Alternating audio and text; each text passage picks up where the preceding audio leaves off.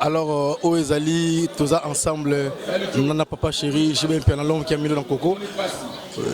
Papa Chéri, l'homme qui a mis dans le coco, aux amis à Pékin, ça, au magazine Yassika, Masoula Villa Kinshasa, moi, le Wapon and Dekonao, Gentini Bakamou.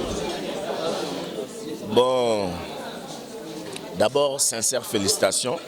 L'élévation n'a été comme si Nzambe Ponzamba élevé à niveau à ma premier citoyen de la ville, l'autorité urbaine à Kamba, ville à Kinshasa, comme si Nzambe. Donc, il y a un conseil pour sa gouvernement. Bon, on a repéré ces conseils, il y a ma bête. Mais il y a les qui oui, on a repéré ça moi conseil. Mais Alain Moutouabouania d'abord, hein, c'est un bosseur, c'est un travailleur. Je pense que Vieux, à salle là, selon attente de la population.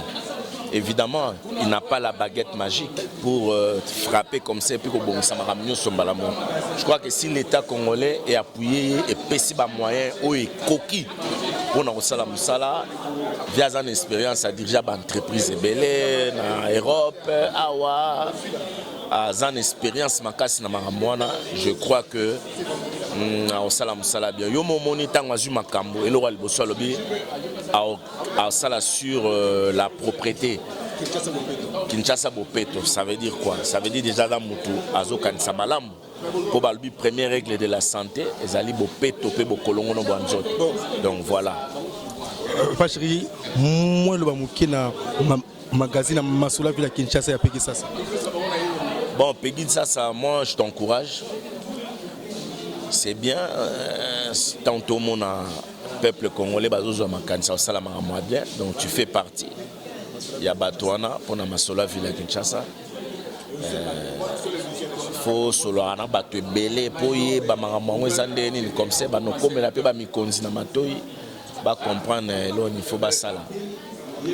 Pour ils alla bien. En tout cas ngai batutu ba yebi ngazala kana mutu ya batu. Papa Chéri Motopamba, l'esclave de Dieu. Donc nazana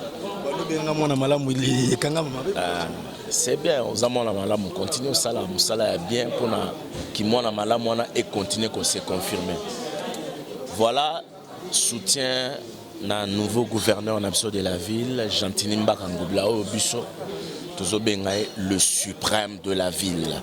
Papa Chéri, aux amants à Kinshasa, ne grande Kinshasa, message n'a pas à Kinshasa, bala n'a Papa Chéri. Bana Kinshasa, toujours gouverneur à Sikal, tout soutenir à Salam Moussala na Malam. L'État congolais, l'État, à lui tout seul, il ne pourra pas. Il faut biso peuple tout ça maboko et puis l'État et tchaba moyen au Sengeli pour na makambo ezala bien. Villa Kinshasa engala et comme moi kitoko avec Gentini Mbakangobila, le suprême Motoaliar Anabato. Merci Bachir. C'est pas pareil, check. Congo France.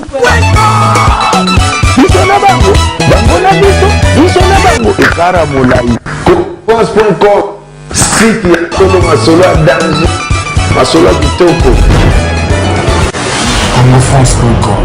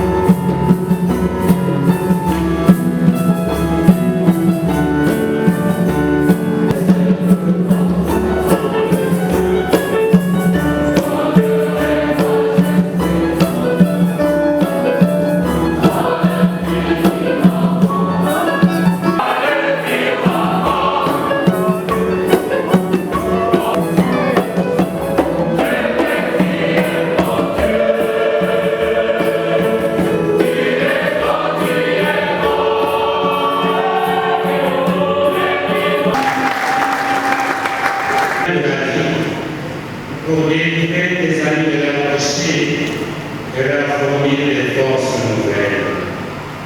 Messieurs les ministres, honorables messieurs les députés, excellences messieurs les ambassadeurs et membres du corps diplomatique, distingués invités en vos titres et qualités respectifs, chères sœurs et frères en Christ, chers clients, je commencerai mon allocution en vous remerciant de votre présence en ces lieux. Ces derniers mois ont été jalonnés de beaucoup de défis et de combats multiples. Cependant, tout au long de ces épreuves et challenges, nous avons gardé notre foi en Dieu et en sa parole de vérité. C'est pourquoi nous lui offrons aujourd'hui des actions de grâce pour sa bienveillance à notre égard et sa protection. Nous lui rendons également grâce pour la victoire de mon cher époux et sa brillante élection en tant que gouverneur de la ville de Kinshasa. Nous considérons cette élévation comme une grande responsabilité et un appel au service de nos concitoyens. Je tiens également à saisir cette occasion pour remercier tous ceux qui, de près et de loin, nous ont accompagnés et soutenus par un engagement sans faille. J'étends ma gratitude à notre famille, à nos enfants, à nos amis qui nous ont sans cesse portés dans leur prière.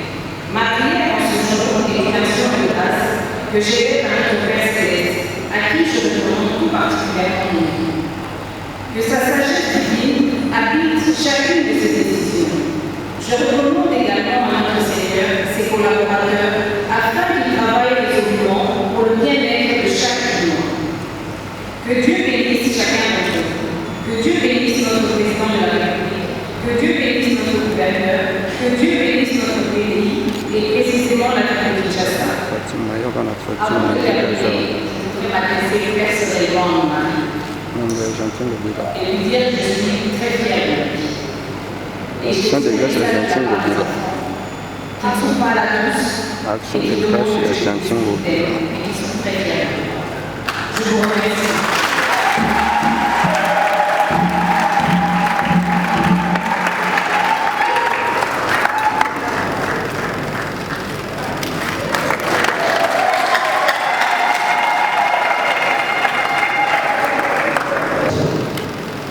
Le premier, demain, c'est les 12 juillet.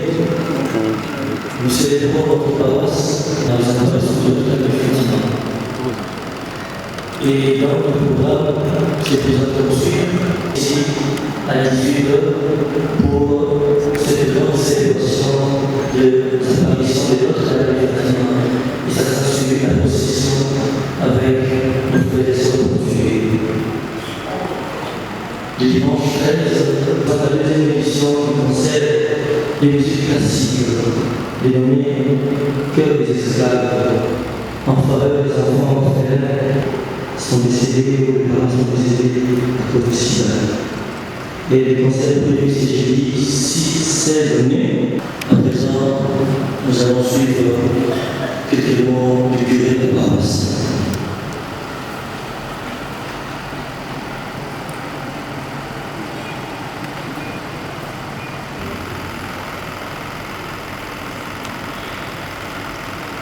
Chers frères et sœurs, chers amis, agréable dans la vie d'un curé. Cette cérémonie est non seulement un moment agréable de tout bien. En effet, si Dieu est bâti la maison, les bâtisseurs travaillent en vain. Si Dieu est la Bible, en vain. Père des chrétiens, Psaume 26. Enfin, je vous promets, monsieur le gouverneur, chef fidèle, au nom de toute la communauté paroissiale que je représente, nous vous porterons dans nos prières toujours. Puisse la Vierge Marie, notre Dame de Fatima, intercéder en votre faveur, ainsi que toute votre famille biologique, et aussi pour votre intérêt. Je vous remercie, mais la famille est chargée de vous inviter à partager en paix l'amitié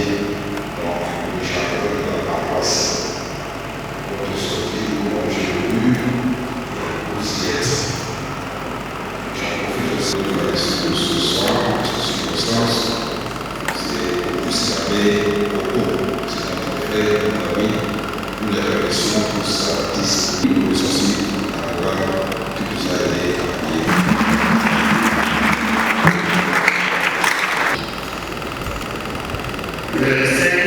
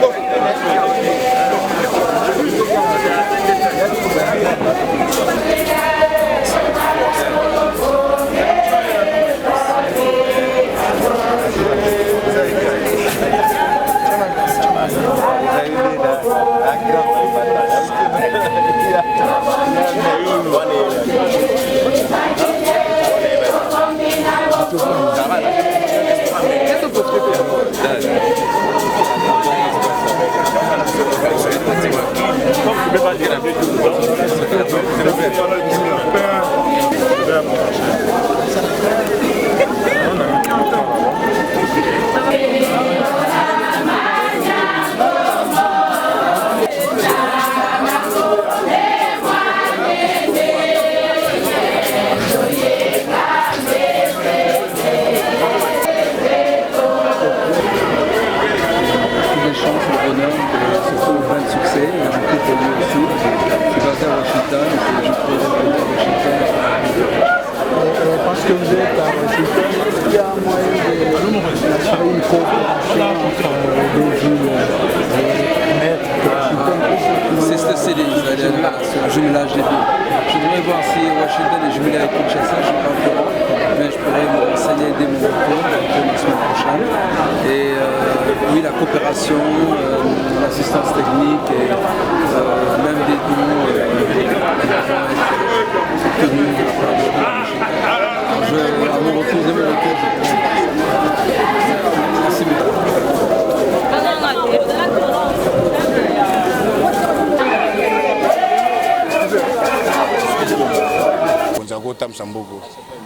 toye liboso na tokumisa nzambe nzambe apesa mayele ya bakisa ebele parce que sans Yahweh eza mawa trop, sans Yahweh eza mawa trop, avec nzambe nde tolonga et puis osimba kaka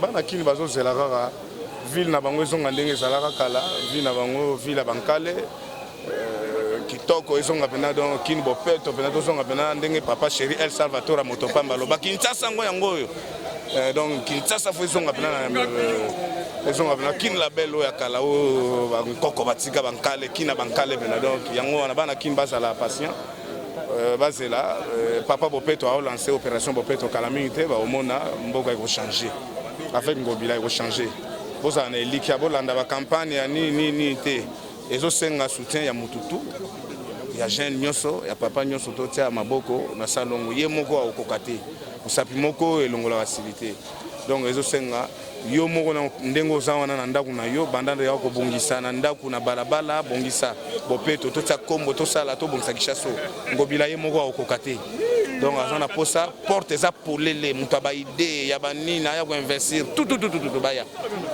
baya ekosima toyambi ye nesengo papa nesengo mpenza koleka tolingi ye mpenza makasi nde tozolinga changement ekota asala na mosala ya bwa ya nzambe ayeba kopesa ye nguya asala misala na mboka emonana kimia ekota toza na esengo bopeto mpe ya mboka emonana yango wana toyambi ngobila na esengo tondimi ye na motema moko azali mwana na biso moko toboti awa ya mboka asala mosala alakisa bokasi na ye oyokia kaka santimi tolingi ye na motema moko oyoki nde lozoloba papa merci uti kosalama bomoni gouverneur Ngobila aza moto alingi nzambe mingi mpe nzambe alingaka ye mingi na bongo alobaki ete avant ye kobanda makambo nyonso esengeli kotika kisasa na maboko ya nzambe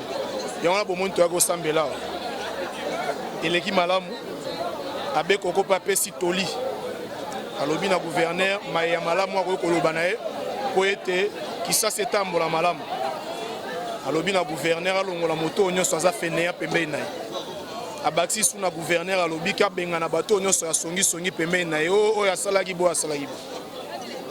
mpe na suka nango abakisi su na gouverneur alobi ete asala tout possible ke bamama bateka lisu na se te c'est-à-dire basalela bao bazando ya kitoko salubrité ya Kinshasa ndenge gouverneur bandeki korepete makambo ya Kinshasa bopeto donc omoni ntango mosala nzambe azoloba gouverneur mpe alobi nyonso to esangani elakisi ke masolo eza kitoko donc bana Kinshasa bapesa confiance na Ngobila odecevoir bango te 5 ans pour Ngobila c'est changer l'état de Kinshasa. Merci beaucoup. Bon conseil.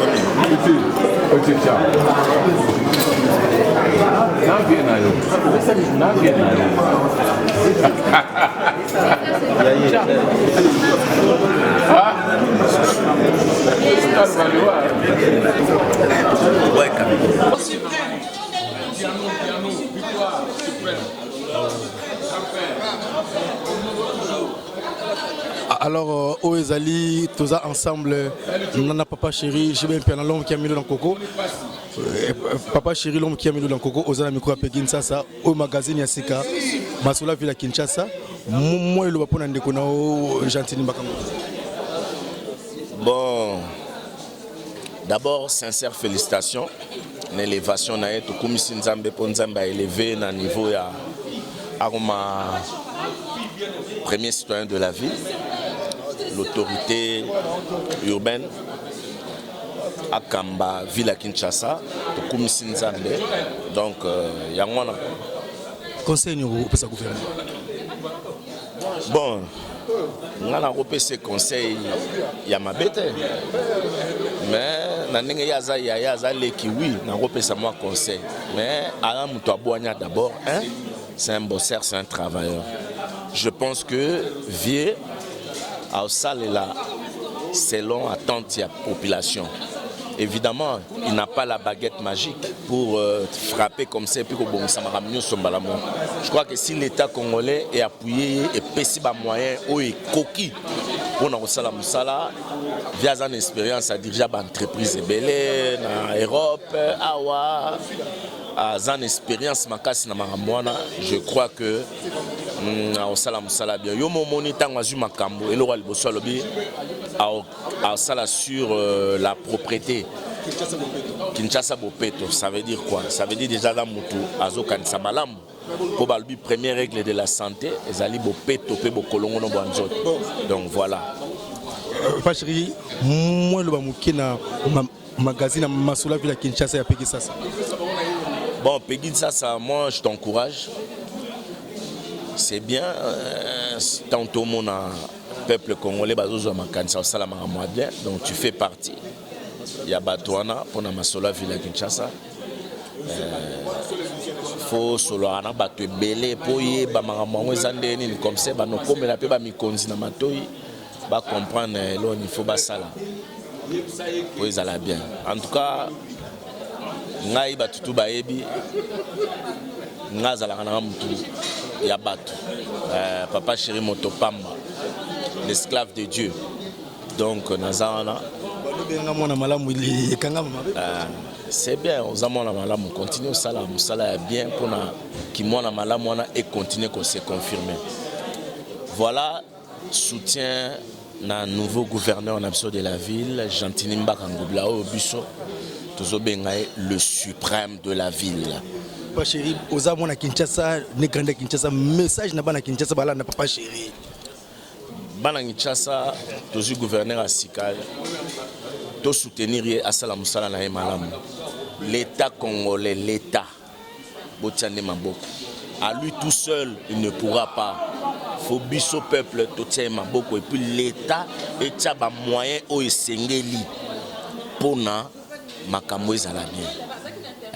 Villa Kinshasa Engala et comme moi kitoko. Avec Gentini Mbakangobila, le suprême Motoaliar Anabato. Merci Bachir. C'est pas pareil, tchèque. On ne serait que content de voir le monsieur le gouverneur passer à la hauteur. Je ne serais que content, très content. Bana Kinshasa bazolanda kon club les ni noko conseil on peut sa gouverneur il y avait la Kinshasa ou Orlando Siko. Moi seul conseil ezara ala mon avec ça ayebi ba réalité avec ça à surmonter a mi pesaka na musala biso pe oyo tozana ngondambo parce que musapimo ko sukola yelongite a ko sala ye mote ata oza machine biso pe to pe tchaye maboko et au kende liboso. Connaissant le monsieur, je sais que à la hauteur.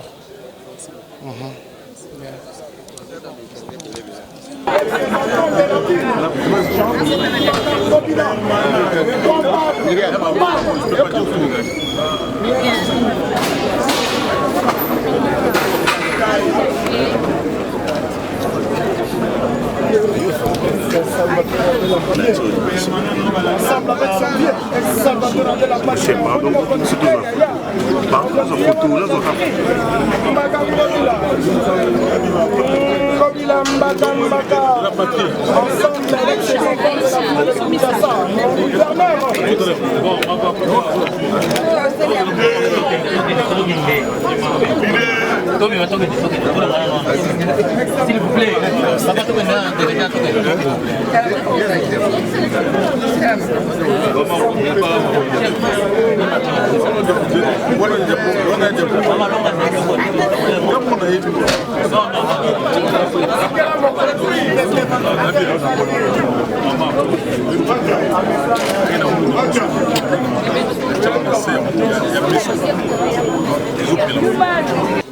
en tout cas, Moutou a reconnaissant.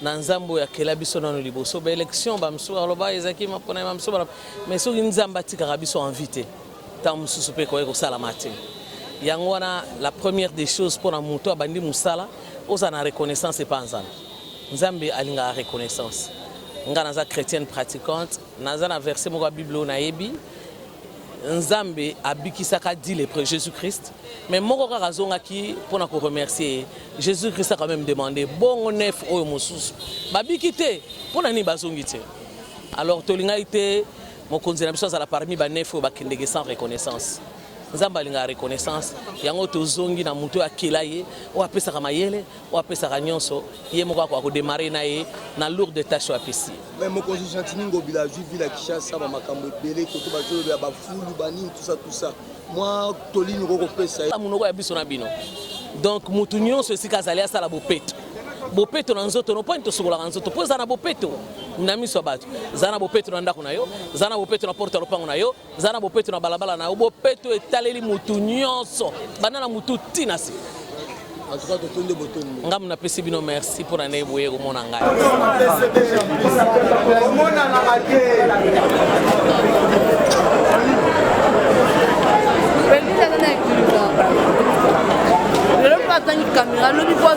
Vraiment très touché et marqué par cette attitude du gouverneur qui a pensé rendre une action de grâce à l'Éternel pour son élection et sa prise de pouvoir.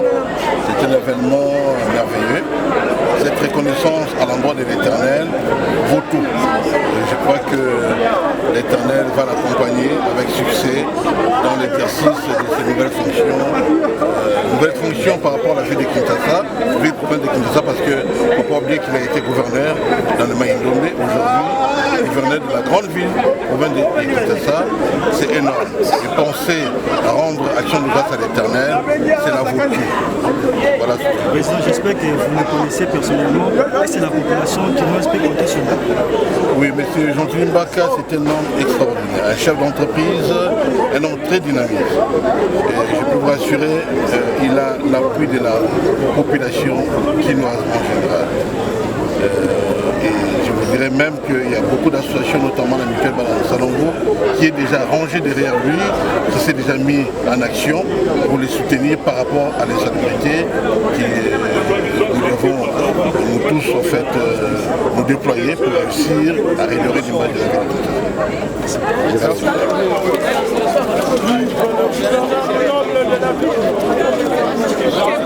Vous savez, dans la vie, il y a un créateur. Alors tout ce qui s'est passé pour notre ami et frère Gentili Ngobila, c'est toujours là la grâce de Dieu.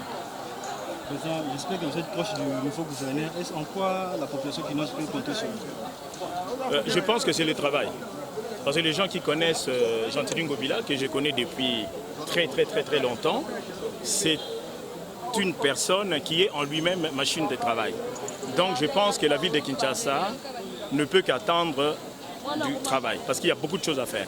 Et je pense que c'est la personne adéquate pour faire ce genre de travail. En tout cas, il faut vous attendre à une ville propre, comme lui-même a dit, ville Bopeto. Je pense que dans ce sens-là, si ces idées-là est faite, je pense que ce n'est pas pour rien. Merci. Congo France France.com